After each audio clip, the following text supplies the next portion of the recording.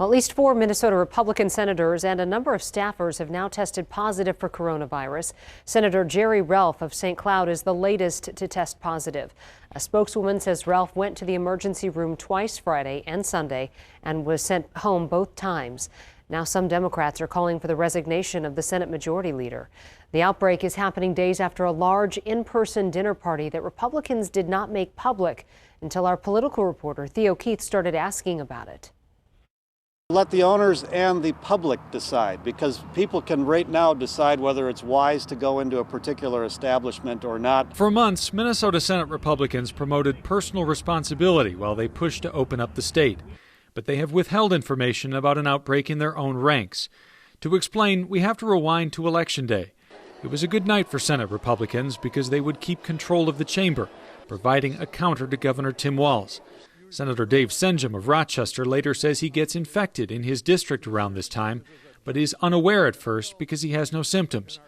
Fast forward to November 5th. Senjum attends an in-person Senate Republican meeting. Later that night, other GOP senators, staff, and guests gather for a dinner party at a Twin Cities Event Center to celebrate the election. A source says between 100 and 150 people are there. Few wear a mask, and the party lasts a few hours. Republicans do not disclose the party for 9 days, and when they do, they don't dispute the person's account. Then, on November 9th, Senjum notifies Republicans he's tested positive after developing a cough. Senate Majority Leader Paul Gazelka has symptoms while in Florida, prompting a positive test. Gazelka isolates. The next day, the Senate GOP warns its own ranks that multiple senators and staff have tested positive. Democrats say they get no warning. 2 days later, more than 60% of the Senate votes from home during a special session at the Capitol. Anderson B., Anderson P., Dames, Eichhorn, Gazelka. The unusually small number of senators in attendance tips off reporters. Senjum, who stays home, is the first to tell me he's tested positive. The next day, Minnesota Public Radio reports Senator Paul Anderson is positive. NPR also reports on the GOP's internal memo about the outbreak. Then, this past weekend, the Senate GOP releases a timeline that says it used every safety measure to prevent COVID spread at its November 5th meeting, but does not disclose the dinner party.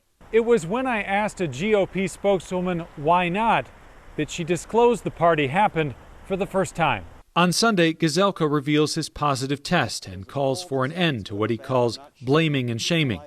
In response to our questions, 10 days after the dinner party, Gazelka calls the venue to alert the owner and apologize. A spokeswoman will not say why she didn't disclose the party earlier. It got out in spite of them, and that's not a good sign.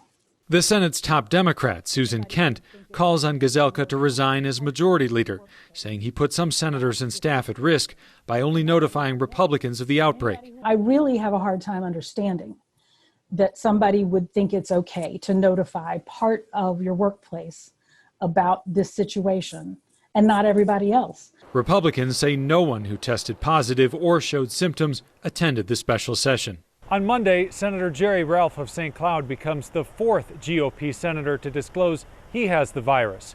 A spokeswoman says she is only releasing the names of those who grant permission, meaning there may be senators who are infected but are not allowing their names to become public. Theo Keith, Fox 9.